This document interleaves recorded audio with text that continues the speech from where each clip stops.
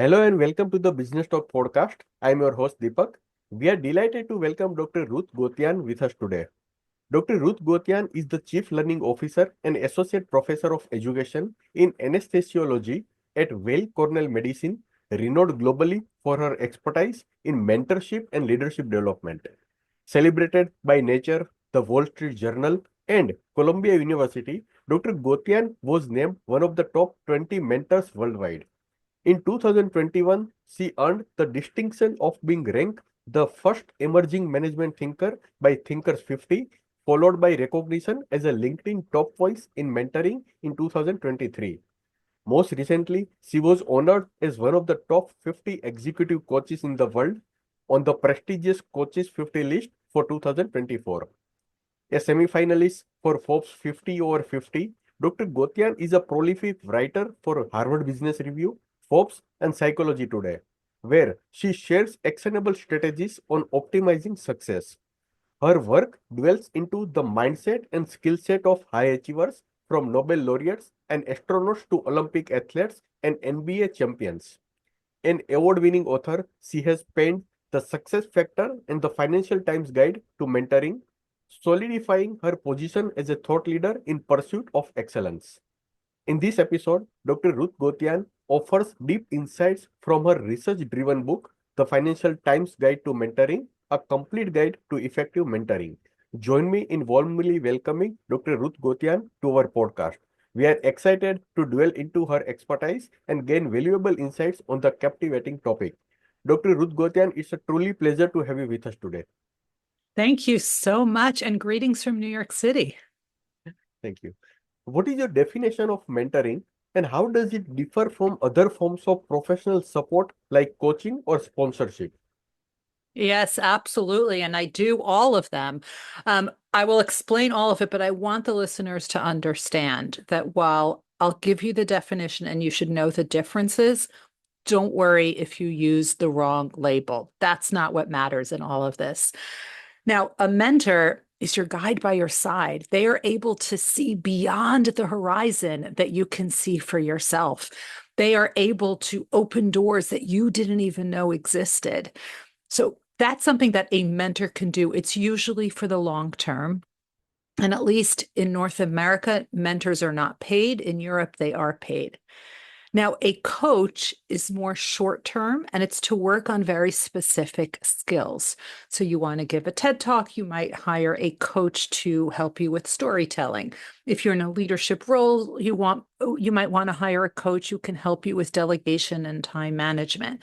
They're specific, they're paid, and the good ones are paid well. Now, a sponsor is someone who talks about you in the rooms you're not in. They're the ones who are putting your name forward for a promotion, for a stretch assignment, for an award, for a choice committee. Now, they could be doing this in a meeting with decision makers. They can also be doing it on social media. They might say, "Congratulations, Deepak, on achieving whatever it is you achieved."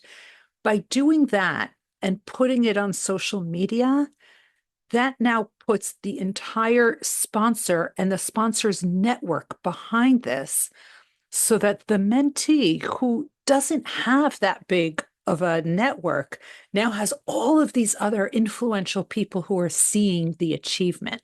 That's a big deal. Your book highlights the clear advantage of mentoring for individuals and organizations. What do you think prevents more people from seeking or providing mentoring despite these proven benefits? Yeah, so we all know what the benefits are, and there's a lot of research on this. Those who are mentored, they earn more money, they get promoted more often, they have less burnout, they're happier in their career, they're happier in their jobs, all of that. And that's all fantastic. And people have heard about this, which is why 76% of people have at least one mentor.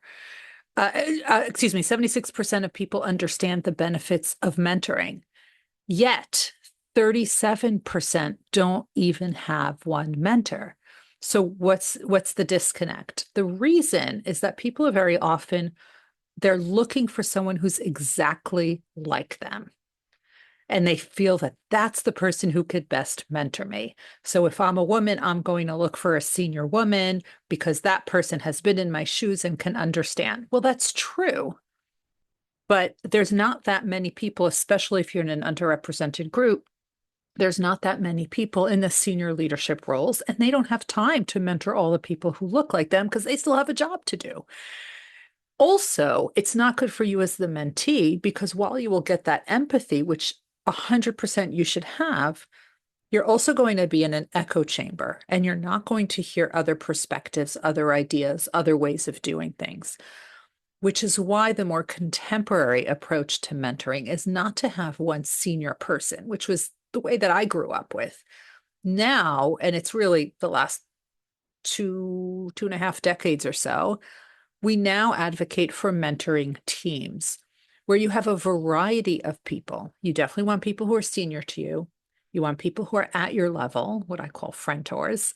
You want people who are junior to you, so much to learn from those who are coming up through the pipeline. And you also want people who are in your industry. You want people outside your industry. So my mentoring team, for example, includes physicians and scientists and educators and finance and lawyer and military. Very, very diverse group. And if your listeners want to learn how to start developing their own mentoring team, there's actually a simple structure that I put together, which will not take you a long time. You could just go to my website, Ruth Gotian, Gotian, ruthgotian.com/mentoring team. Right there, you download a very simple worksheet. It looks like a bullseye, and it'll teach you how to put your mentoring team together.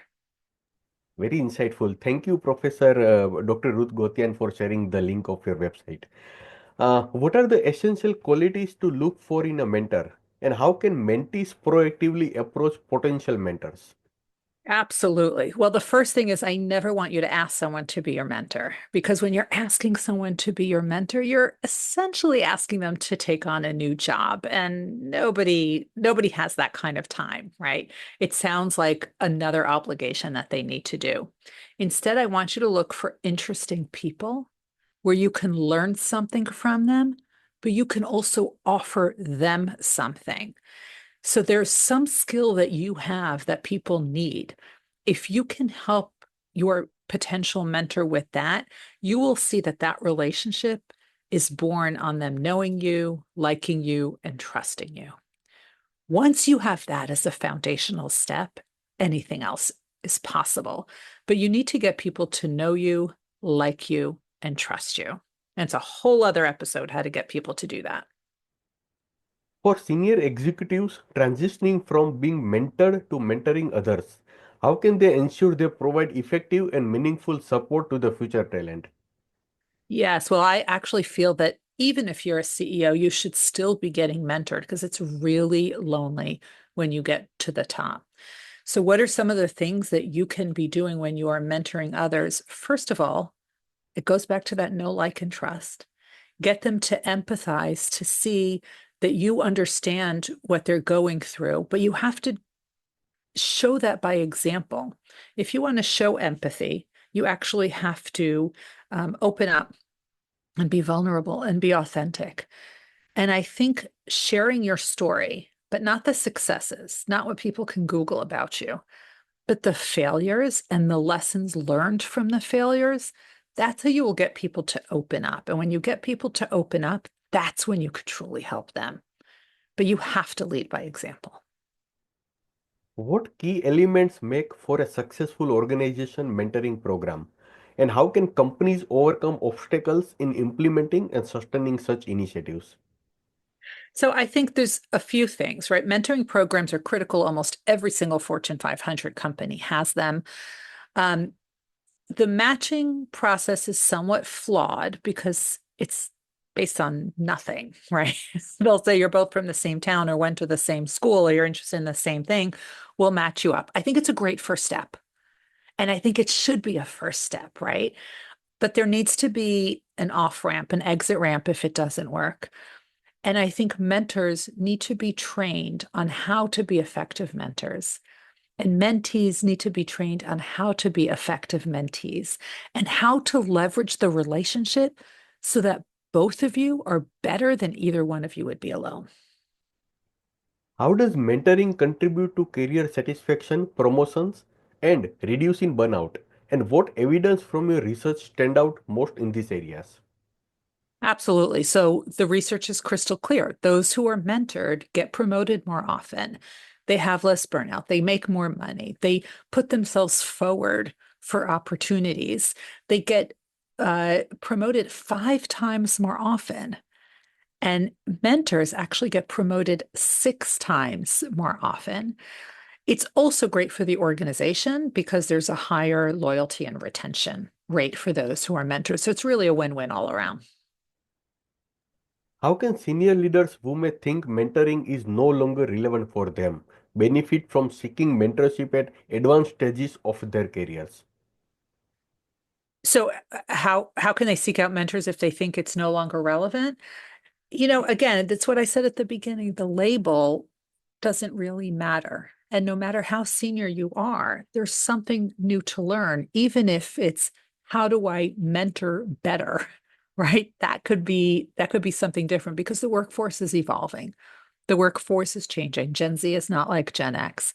And knowing how to do that, and you could benefit by having what's called reverse mentors, where your mentor is actually somebody who's junior to you. And I think that would be extremely beneficial.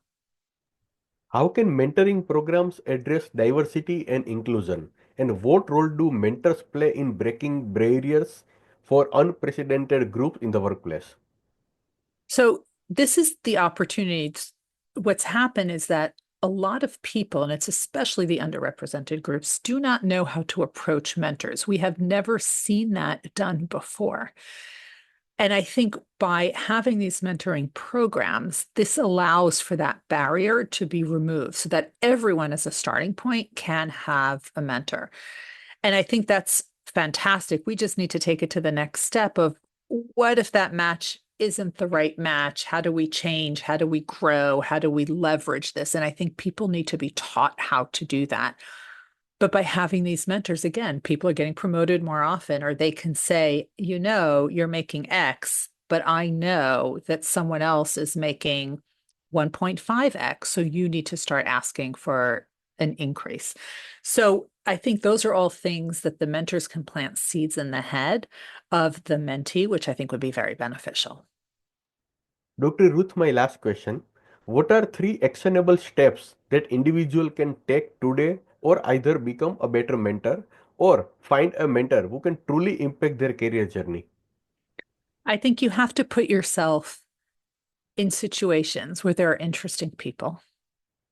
And by doing that, you actually have to start engaging with them.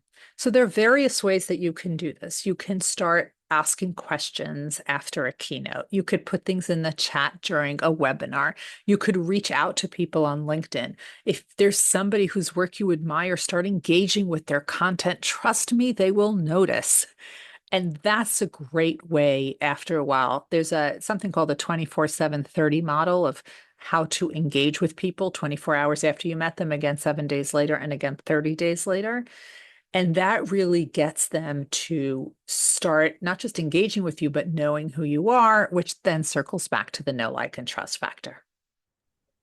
As we wrap up today's episode, we want to express our sincere gratitude to Dr. Ruth Gotian for joining us. Dr. Gotian, it's been an absolute pleasure having you with us today. Thank you for sharing your expertise, and we look forward to seeing your continued impact in the field of mentorship and leadership development. Thank you to our listeners for tuning in. Until next time, keep striving for excellence. Thank you so much, Dr. Ruth Gotian. Thank you.